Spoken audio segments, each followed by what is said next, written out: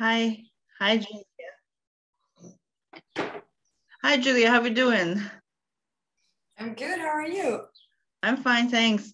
So, Donna and Guilherme will also join? I think so. I told them about it yesterday, but I don't know if they will. Okay. Let me check on them this morning. Are you in Ukraine? I'm sorry? Where are you at right now? By the Aegean Sea, Sea coast, a small town called Burhaniye. So you're in New York, right?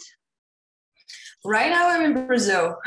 You're in Brazil. Oh, kind of better. Yeah. I've never been there, and it's virtually I'm there. It's better than New York because I've seen New York. But so should we start and let them join whenever, or should we wait for 5 minutes or something?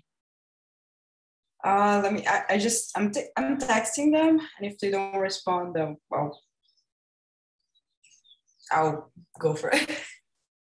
Let's see. No, thanks for inviting me to do this. How was the festival overall? Well, when it is online, maybe we lose a little bit of sincerity. I mean, warmth, maybe, because we're not face to face. But then we also gain more audience. So that's also a good thing, because it's easier to be at home and connect to the movies than come to a certain city for a certain festival. So, and when you think that some of these works we see that we really like, and we love we love to know that we make more people watch them. So I like both of them for different reasons. But as I said, online festival, I really like that some of these movies people don't have chance, because they're not mainstream things, and especially short films that are not screened much in the normal theaters. So I really like that part of online festival, and it's really been great. Last year it's been great, and this year I didn't get the figures yet, but it was really many number of people from many number of countries watched the movies, so it was nice. And thanks so much for sending your beautiful crafted film to our festival. Maybe then we can start. If they want, they can join anytime, and I can save the questions that we prepared for them to the last if they come. So then maybe I have to start with questions that I prepared for mainly to you. When I looked at the info that you provided us in the festival, this where you submitted, you already say a lot about the movie, but I'll check what I felt clashes with what you say or not. So, for example, maybe our audience don't know, you say that the movie is a visual expression of the unknown through the eyes of different cultures and languages. And you already, yes, you're a multinational team. Maybe it's mostly apparent when the city is New York, and then the person who is citing the poem is in the original language, Urdu, as far as I know. So it's already gives this multinational feeling to it. I mean, if people already know New York, it's already a place where, for example, I had the chance to be there, and I felt like the feeling when you would go to a party or something very crowded, and you would go to the kitchen and you didn't yet meet the owner of the house, and there's all these people in the kitchen. So New York for me felt like that, like that's home to so many people, but in some ways, so many people are not home there. So when I looked at what you've written and the lyrics of this poem, I got these this home feeling, and being home, not home, the city of unfamiliar folk. But when you say unknown, I thought of maybe you meant the foreign land, the foreigners. But also when I looked more about who Ahmet Faiz was, it was quite strong though.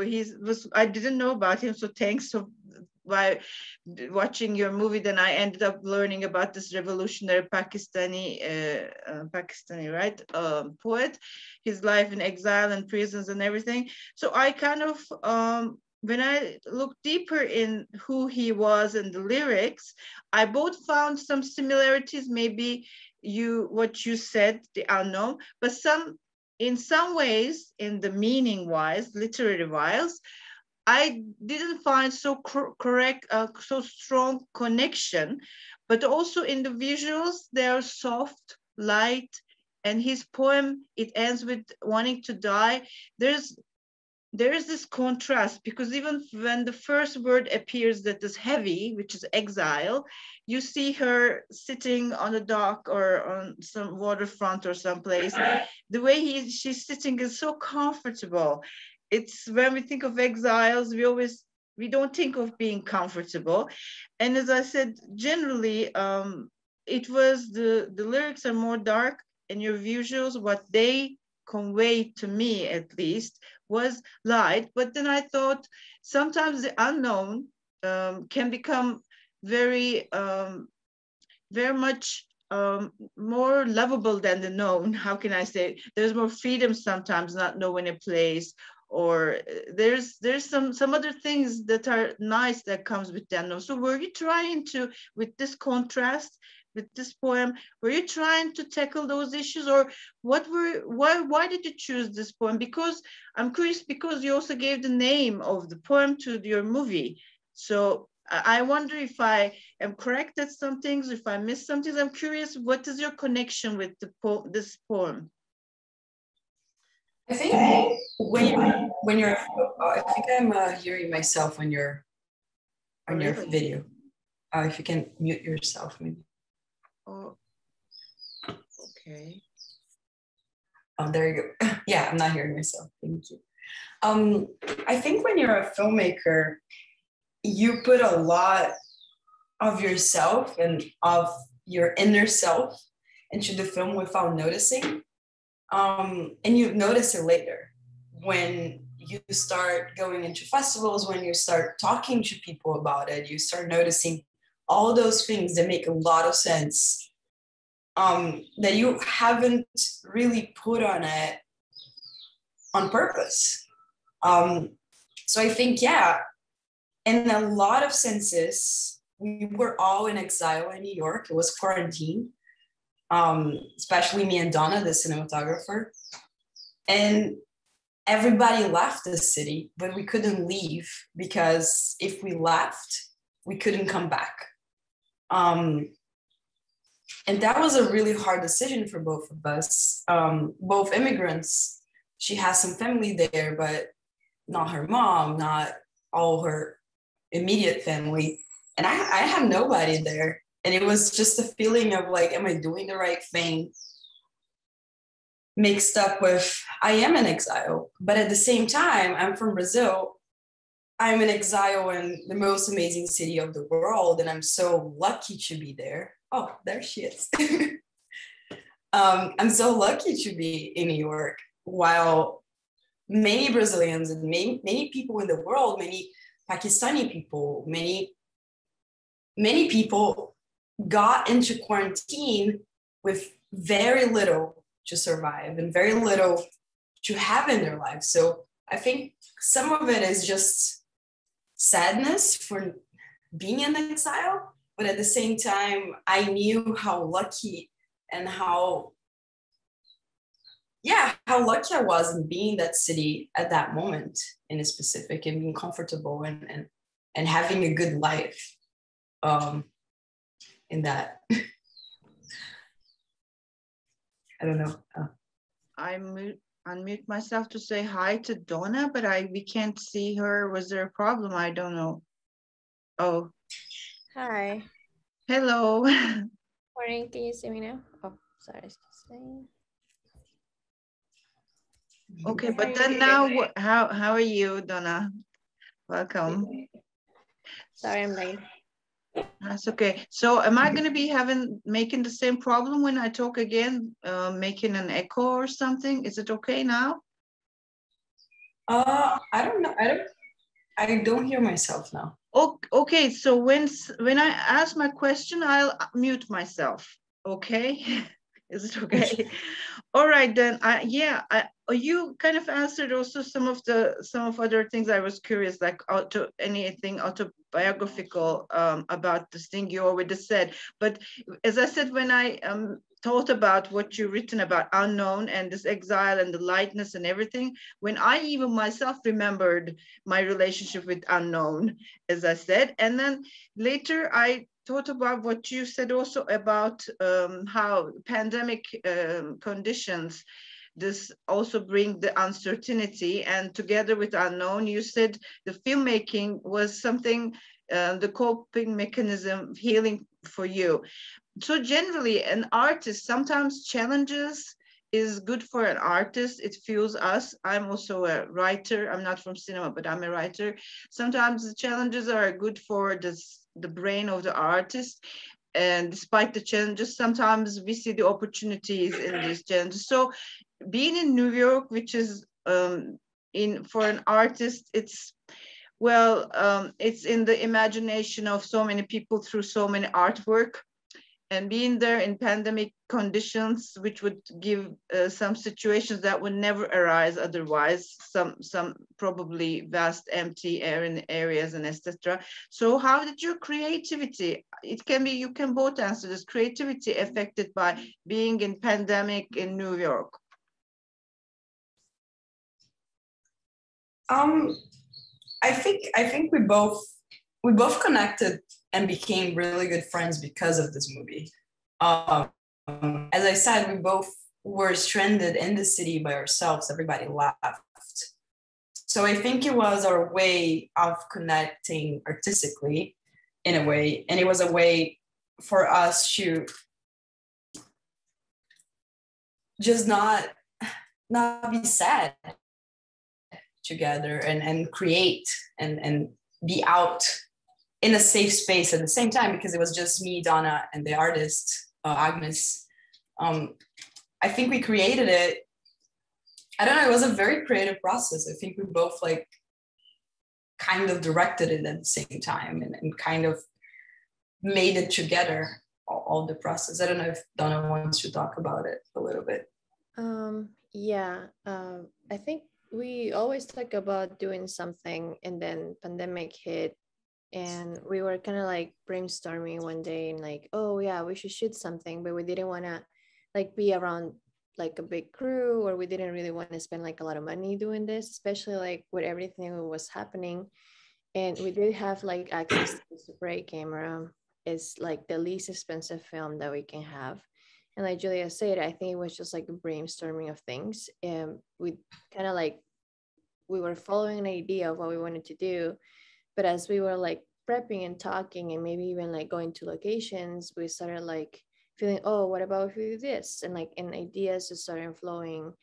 And that's how we decided maybe like we should just maybe do like a poem. And before we were contemplating like, I'm from Peru, Julia's from Brazil. They were looking maybe like some type of poem in one of our languages. And the producer, well, both the producers, because they were like helping us figuring things out and also like giving us access to location or the camera.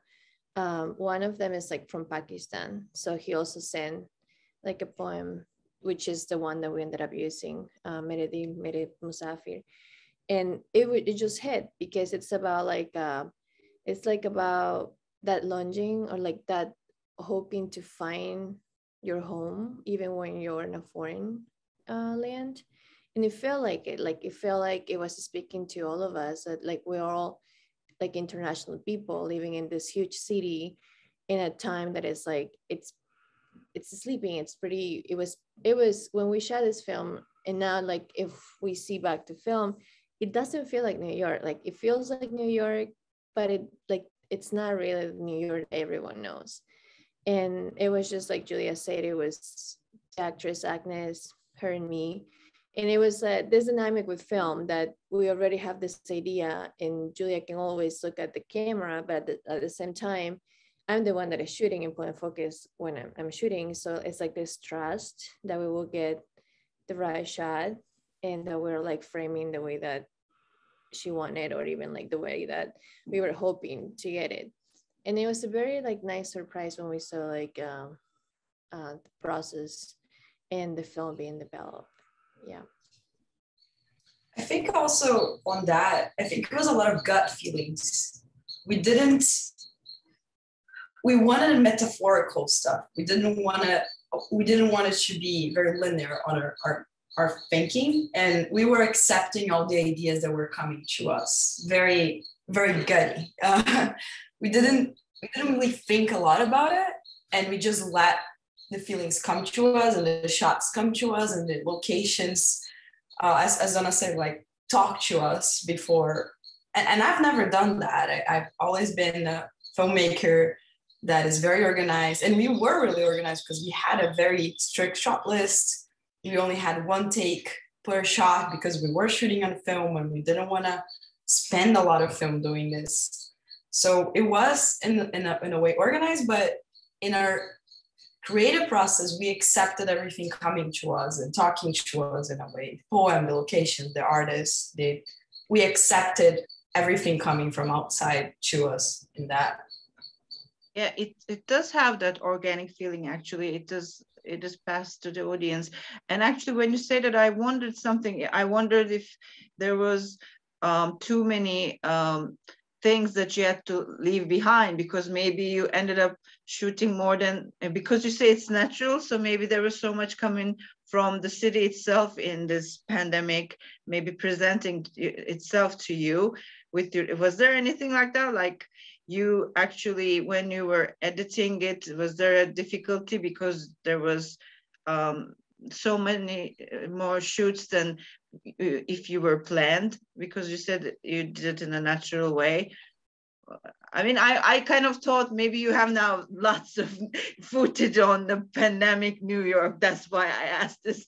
Maybe you have this great treasure box or something. So. No, I think we used every single shot. And I think we did like one shot, 2 takes, and that's it. Everything else was 1 take. And I don't remember if we planned something more, because I remember at the end of each roll, just thinking, oh, let's shoot B-roll now because we got everything. So I remember having a positive experience on our planning and kind of organic feeling. And that's what happens when you're open to things and open for mistakes, which is what film gives you, because you don't know how it turned out until 2 weeks later. So you have to accept whatever you did there as the correct one, you know? At the end, like, I don't remember. No, like I mentioned, we didn't really we didn't have like a huge budget, and film is usually like expensive. So I remember like we had 2 rolls of film, and we used it all. And I really don't like wasting film. So it was like a very, it was very organic, but at the same time we rehearsed a lot of times because we had like specific shots that there was a lot of movement, and you know, like you have to like rehearse the focus and the action so you get it right, because like Julia mentioned, we only did 1 or 2 takes, no more than that. And the first time we went out with like one part of the role and we were like on location and testing some things, I, for example, didn't like the footage that it came up that is actually in the movie, because it was too bright and I couldn't really see and I couldn't really focus. But the editor, who's also from Brazil, because everyone in this movie is international, really liked it. And he found the beauty in those mistakes and those errors. And I think I agree with him. But at the end, like Julia said, it was all very rehearsed. We didn't waste any film. We finished rolling, and like she said, like the last thing that we shot with the second roll is that part where she's standing and we're going around her. And we did 1 and we still had film, and then we just like kept going. And that's like, you have different moments of that moment when the camera is going around Agnes, because it's like some moments are brighter because it was an earlier moment in the day, and then it gets like kind of like more shadows and a little darker because like time passed and we were like still like just feeling that this was the right thing to do again. But no, we didn't really waste any film, especially when we didn't have money to do so. not about wasting movie, but I probably was trying to say that being in New York as artists, you probably saw a lot of things maybe even normal people wouldn't see, and I was just reflecting on that, and I kind of forgot that you should shout analog because it was one of my questions anyway, but it came from the team because, as I said, I am not technically from cinema. Sometimes I can't articulate myself better about techniques. That's why. So the team sent that question, that they were wondering whose decision was it to shoot on film and analog, and what advantages do you think in this case of this movie it gave to you? I think it was both of us. I've never shot on film before, and I was really, really curious about it. And I think we didn't have access to anything else at that moment. That's what we had access to. I think that was that in a way. And for me, I don't know, Donna is probably going to say something about cinematography, but for me as a director, it completely opened my mind. We are so spoiled. We're so spoiled as directors. We can make 1,000 takes, and we can make 1,000 angles of things. And I'm put in front of this possibility where, and Donna is right, like we should not, we only shot things that we really liked. There is not a single shot in this movie that I don't like, even the ones that are not perfect, that have a little overexposure or I don't know, or out of focus. I love them all because all of them had concept. All of them were the right angle. We studied everything, and we were sure of what we wanted to do, I think, in almost every shot. And for me, that feeling of like trust, right? Because I couldn't see when you shoot film, especially Super 8, the operator has the camera. I don't have a monitor. I can't see anything. So I had to trust Donna to do what I felt I needed. And at the same time, I had to trust myself that I was giving her the indications I needed. And I had to trust my actor to not make a mistake while we were shooting for real and not just rehearsing. It was a lot of like trust and a lot of just like straight decisions for my part that really opened my mind on like, okay, this is what it is. This is what every director should do. Just get one roll of Super 8 and try to make the best out of it, because it's just a lot. It's a lot of, it was really good. Yeah, I think film is always a good way of learning how to shoot. As a DP or a cinematographer, I really think everyone should learn by doing in film, even if it's the stills. Because think about it, like if you have a camera that is not digital and you have film, you only have 30, 34 or even less shots to do, and you don't want to waste them. So you train your eye. You train your eye to wait the right moment, the right second, the right like angle, the right position, and then you shoot. And sometimes you think you have like, you're thinking about the shots that you got, and you think that they're great, and then you develop them and you are surprised by other shots that you didn't think they were that great. And maybe the ones that you were hoping they were going to be amazing, they're not as great as the other ones. It's like that like surprise and process that keeps you like waiting. And it's like that, like, it's that gift that when you develop the film, is this like, it's new. It's a very organic process. And I think every filmmaker, and especially a cinematographer, should go through. I feel that before, when we're shooting on film, DPs had a little more like, they were a little more relevant. We are relevant now with digital, but we were a little more relevant because we were, you know, like the craft before, like behind the camera. We had like a lot of control when it came to like camera and film. It was like it was a process, and it still is a process, but it's not as direct as before. And like when we were shooting this, Julia was very focused on Agnes. And I was very focused, and I need to get this right, because if I don't, then there's no film later and it's my fault. Like even like the responsibilities or our positions are even heavier.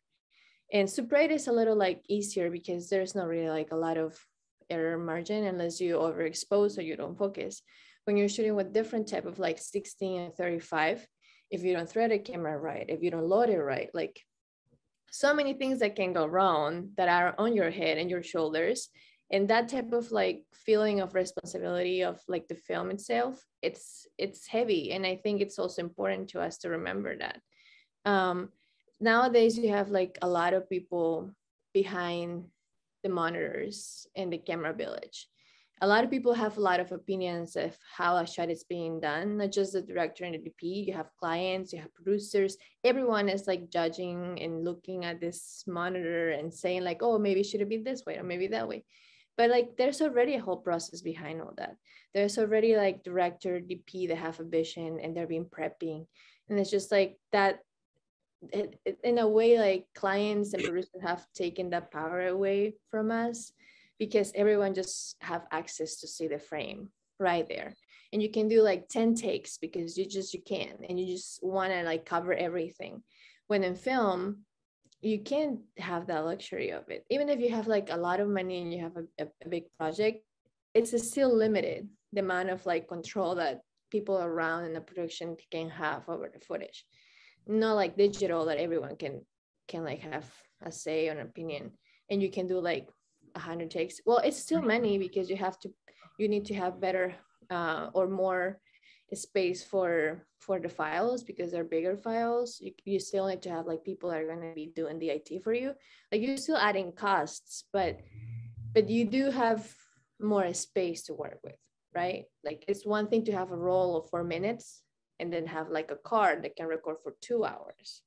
So it's like, it's a difference. And for us deciding in Super 8, because I have shot before with film, it was more like how much money do we have, and what is like the best way of actually telling this story. We could have done Super 16, which is like a little more pricey, but we did have access to a Super 16 camera. But then when we were looking at our references and thinking, it's like, I think we should just like start with Super 8. It's more organic, pandemic. We don't need a lot of people. I don't have to be measuring like from the lens. Like I will need more help. We will need more help if we go a little bigger. So Super 8 was just the perfect way of just one person, like one camera person, one director that we will like hand the camera on and off to see the frame, and then just the actress. It was just like the most safe environment also for COVID, that I think it fit our budget, our vision, and also the circumstances of the pandemic at a time. Okay, as I said, not being from so much techniques, I still maybe understand it. There's a warmth, there's some cozy, some very warm feeling, as I said. But as I said before, and the contrast of the poetry, that's also what probably you intended. But generally, the warmth passes to the audience, like people even like me. So maybe that's what analog also your whatever you described creates that thing. So it was a good decision. And I really, because I'm a pre-selection jury member, as an eye writer, I passed it to the good movies. We'll have to look at the more further movie. I was the one who first saw it. So being not the technical person, sometimes I always say in my Q&As, that's why the reasons I accepted doing it, because cinema is something, has lots of techniques, but then you send your movies, you make people watch it who have no idea. So there's an interesting relationship. So so that's why when I am doing these, I try to remind myself that I shouldn't feel bad. On the contrary, maybe if I learn more about techniques, I lose some of my questions because I'll know more, I will lose some of the amateur, maybe cinema connection of mine. So from my point of view, My Heart, My Traveler had that warmth about it, I think, and it was very strong feeling. So there's another question from the team. they say that New York is home to avant-garde video art, as we all know, the Andy Warhol and Jonas. At this point, do you have any inspirations? It's just brilliant to be in that city. In a lot of ways. I think, I don't know if I truly believe in energies, but when you are in that city, you just feel that things go forward. Every movement, the trans movement, even the Black Lives Matter movement, they were really big and really transformative in the city. And they began in a way there, or continue or expanded there because of this city, because everybody that goes there is a foreigner. And there are very little New Yorkers there. Even if you were born in New York, your parents weren't. So it just feels like that city has this energy of the world and the energy of moving. It's not just about art, it's about everything. It's about finance, it's about, I don't know, it's about architecture, it's about everything. It's kind of beautiful, and sometimes I don't really understand it, but being surrounded by art, we live in Brooklyn, and when you walk around, you're surrounded by art, surrounded by murals, and surrounded by parks where revolutions were happening, where filmmakers were doing films that changed the world. So it's just, for me, it's very inspiring and very beautiful to live there. Overall, just like the energy of the place. And I also want to know, City Plus, if there are any people you're inspired.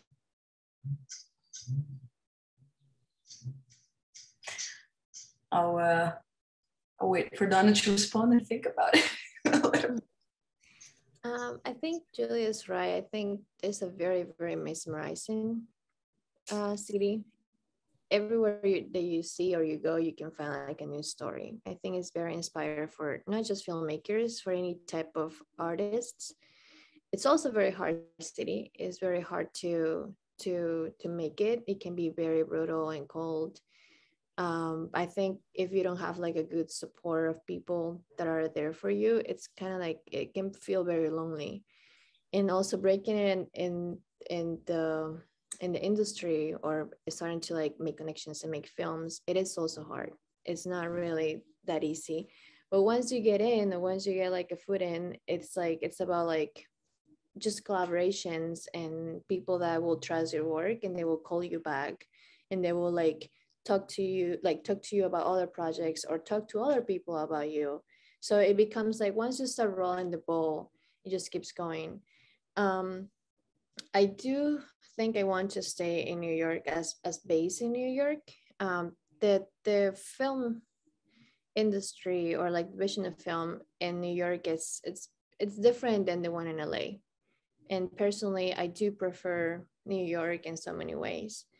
People that have inspired me, I haven't thought about just a specific like New Yorker artists. There's like a bunch of photographers that are from there, that are amazing, and a lot of like documentarians too. I honestly just see like, I've never really thought about just like New Yorkers or people that were brought in New York. If I think about New York, like a very New York style.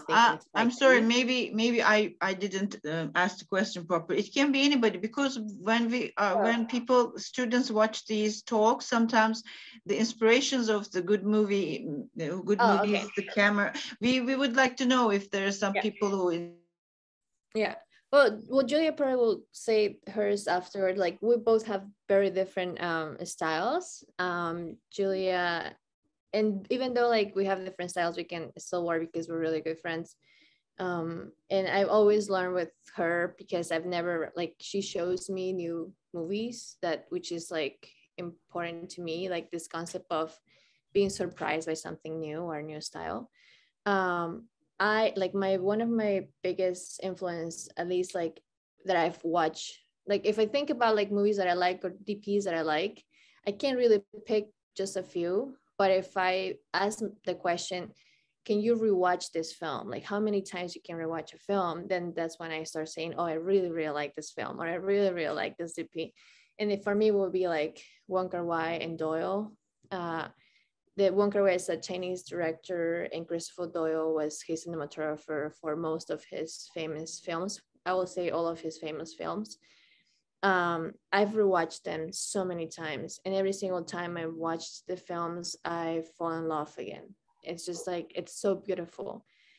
Their best movies In the Mood for Love, but my favorite film, it's Chungking Express. It's just, the camera is so alive. It's so beautiful. Like there's no rules, and they're trying so many things. And they were also moved by doing films in Hong Kong without money. So a lot of their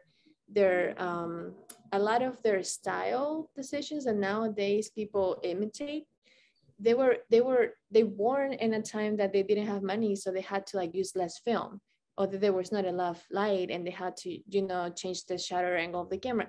They had to do these things out of necessity, and then it became a statement of their films, or like a style in itself.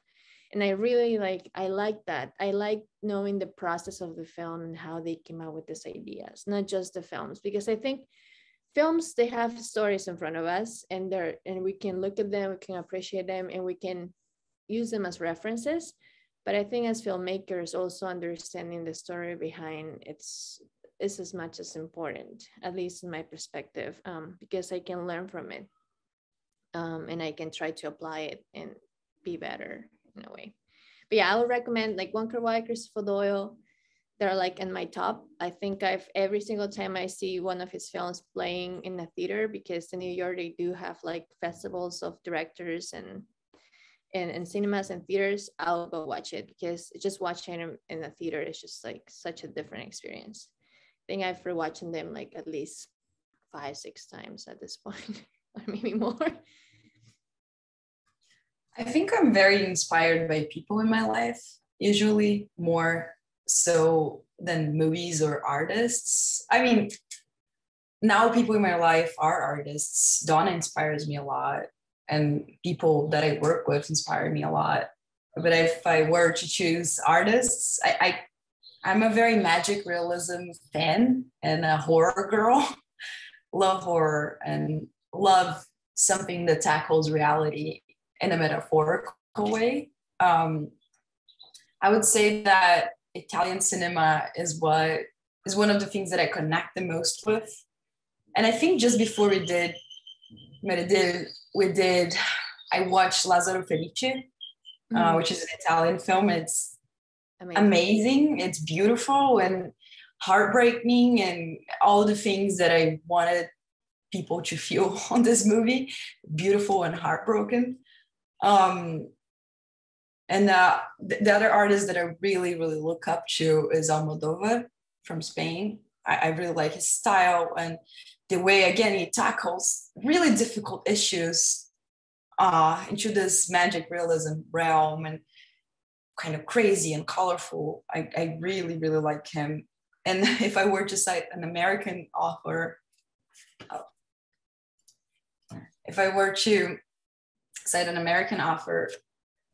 it would probably be Tim Burton, which is a little cliche, but I think his earlier work, when he did Edward Scissorhands and when he did Big Fish, is just beautiful. It's just the way he's telling this modern fairy tales just inspired me so much as a child and made me who I am in a way today. I think those are like the three. And it's just men, and I wish there was more women in our industry overall. That's why I feel very inspired by the women around my life, and how powerful they are and how amazing and beautiful artists they are. Yeah, well, the DP for Happiest Lazarus, female DP, Hélène Louvart, I love her. Like, I love her. She's one of my top DPs, female DPs, is still alive. She's worked with like Claire Nis when she was younger, and now she's still making films. She's so relevant right now. But yeah, you're right. We still need more. But I don't know why when you're talking, when you said women, I immediately thought of, she's not a director, but a photographer, Francesca Woodsman, I think her name. I think you could really, you could like her work. I hope I pronounced her name right. Maybe you can check on her. She's not a director, but I don't know. Maybe it's because of my next question, I thought of her. I am actually, besides being writer, I am a wildlife biologist, a biologist. And one of the scenes that I like the most in your movie is when this girl kind of crushes this leaf against the concrete bridge. Again, you touched on topics in a light way. Maybe it's good because sometimes something's so heavy in our life. So it's generally, when I think about it, it could be this lately, this everything going on with nature. We're a little bit more alert now, and you even touched that topic, but you touch it, as I said, the way that I really liked. But generally in the movie, all these flowers and blossoms, the way they looked were so aesthetic, and in such a nice manner. Whenever we see a concrete or a wire, the train passing, there was all cold metal, harsh sounds and everything. Do you get inspired by nature? And in New York, is there really, everybody keeps saying there's Central Park, but in the end, it's more buildings than other stuff. So if you're inspired by nature, sometimes do you see a clash kind of in the city, really, between the wildlife and this human-made, the world? Why did we make ourselves such tall sky? It seems so in your movie also, like this last scene you made, when it talks about death, you chose the scenery to be the lush green and everything, as if even that we can go to, maybe we would hope to go to a warm place that will cuddle us and stuff, but not the metal. Maybe, I don't know. It doesn't have to be like this. This doesn't have to be taken as a question. If there was something you can touch on these topics in nature, because sometimes I don't like asking constantly, what did you mean by this? What did you mean by this? I just told you what I felt about this nature and the metal and concrete. I think one very important detail is that we shot over spring. Mm-hmm. And I think I echo Donna when I say that I hate winter. I hate how ugly the trees are and how dead New York feels. It is the roughest time of the year to be in New York, and then pandemic hits, and then we're in the midst of winter, of all these dead plants around us. It was just heartbreaking. And then spring comes and the city comes alive again. It feels magical with a lot of trees. It's a very concrete city, but every street has a tree or more than one. So it feels beautiful to just be walking and all those flowers blossoming. And they have big parks. And I think I miss nature. I was born in a small town, and moving to New York and bigger cities, I miss nature a lot and I crave it. And at that moment, we were stuck in the city with that dead nature. It was just howling. And when it became spring and we could create our art, it just felt different. It just felt renewing in a way. It felt like the city was healing with us in a way. Yeah. I'm also like from the Andes in Peru, so I'm very used to seeing mountains and trees and all this type of things. And yes, maybe I think it was very unconscious of us, but when we start talking about doing like a collaboration, we like the first thing that we scouted was the park that is closer to us. It's a park in Brooklyn. It's a pretty big park in Brooklyn, downtown Brooklyn. And I don't really think it was very conscious, but like I started sending Julia references of a lot of shots of like with flowers in the background, because it was a different concept. And we knew we want, like, we I sent a lot of like flowers and shots because I was thinking that we could do something at the park, and maybe it was not very conscious, and then that evolved. And then when we chose a poem, we started looking at other locations like the train, well, the parks that were close to the bridge, Manhattan Bridge. We didn't want to shoot in Brooklyn Bridge. Like those decisions that were very conscious at the end also had like some subconscious level of like not really understanding why we're taking those decisions. And I guess you're right. Like when I was hearing you to say that, and then I realized that for me it's a very New York film because it feels very concrete. But at the same time, it has a lot of like this new blossom that came with, like Julia said, because it was spring. And I think spring in New York is also amazing because it's a concrete jungle. Like everything is concrete, but at the same time, I guess because you are surrounded by a lot of concrete, you're able to really crave and really look at like the little flowers growing next to, like next to the tree that is next to your building or something like that. So it feels like it's like your escape looking at it. It's nicer to walk and look at the flowers growing, and it can get like really, it's like this weird mix between like a lot of trains and buildings and then flowers. And at the same time, like Julia said, we live in Brooklyn, so we don't have like this, there are not a like, Manhattan is the one that has like such a like big and tall constructions. And I guess the reason, and personally the reason that I live in Brooklyn is because I kind of like not being just in the middle of everything. We do have like buildings and it's a lot of concrete and a lot of like trains and everything, but it's not as tall. So you can at least see the tree next to the building.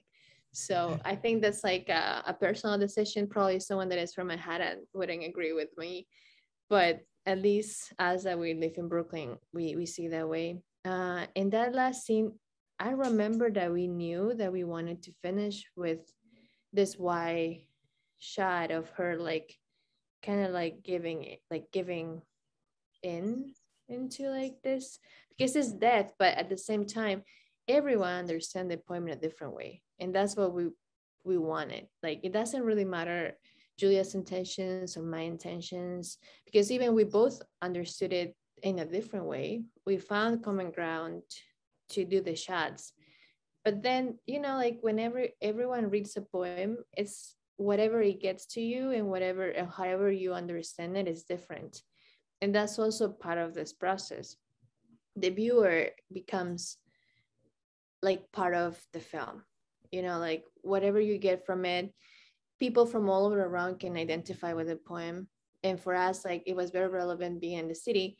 And we did wanted to do like a film that it was in this time that felt like more about the COVID itself. We didn't want to do like something about COVID itself. We wanted to do something about the people that were stuck into this, and like they were just paralyzed. And like Julia said, there was nothing happening. Everything was terrifying.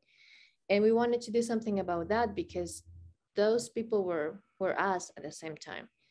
So it's like, and a lot of people in New York are very like international. Most of people are not originally from here. They have like either families from different states or families in different countries. A lot of people that have family in different states, they just left the city. Like a lot of people left New York in this time. And people that stay were like people that probably like home was too far, or it was not very safe to go, or borders were closed. Like in case of Julia and mine, our country's completely shut down. We couldn't go home. We were literally stuck here, or it was too dangerous to go because we're in the middle of everything. And if we travel, we might like put at risk our loved ones. So it was this state of like just being kind of like in this bubble that we couldn't really leave. And we wanted to look for something that it was hopeful, but at the same time expressing the heartbreaking of like missing home and missing our loved ones and finding home in our loved ones in our path as we were going through life. And it was just like this mixture that made the film. And that last shot maybe was not very conscious, but it was just, we just knew it had to finish with that shot.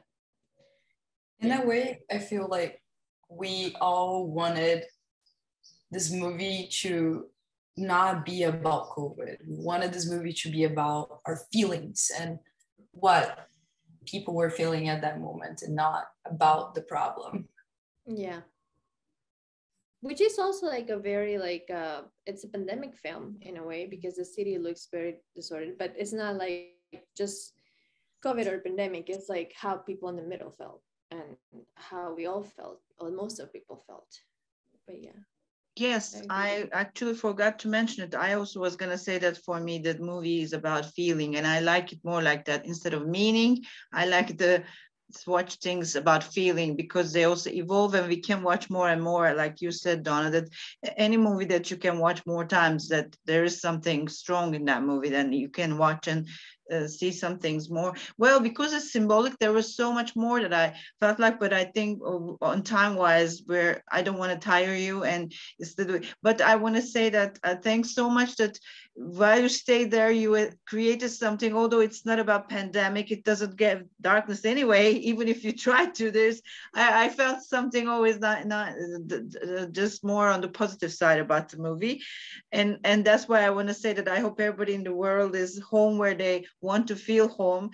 I hope the pandemic also leaves us soon, but it is good that some artists like yourselves made an effort to create something to reflect on this time in our history, because that's something that we can expect art to do. So thanks for your movie, and thanks to all the other team members, although I don't know, two more, you were four or something, I don't know, editor and the actress. So thanks to them as well. And it was nice talking to you and meeting you. Hopefully we'll see you maybe in the future festivals face to face. And thank you so much for your time. Thank you so much for the festival, to giving us the space and showing our movie and talking to us about it. It's really, really important for us. Thank you so much. I also wanted to shout out to our composer, Alisa. She was amazing. We went with idea. We have this poem. We want to do this. Can you compose something for it? And she did the soundtrack just for the poem based on feelings. So I just want to mention that too, because I don't think the film will be this strong without the music. But yeah. Well, actually, if I forget it, it was one of the things that's light and the colors and the music I was saying, making this whole atmosphere of the movie. And even the scene that I liked, this the leaf being cracked, that sound, I don't even know what was that sound. I really liked it, actually. I like some strange sounds like that. Sometimes I go out to the forest, like icicles will touch one another before breaking and making. I like sometimes hearing that different sounds, and that sound you put it exactly at that scene. It was also nice. So yeah, thanks to her or his or her efforts as well. So bye. Thanks so much. Thank you. Have a nice day. Bye. Bye-bye.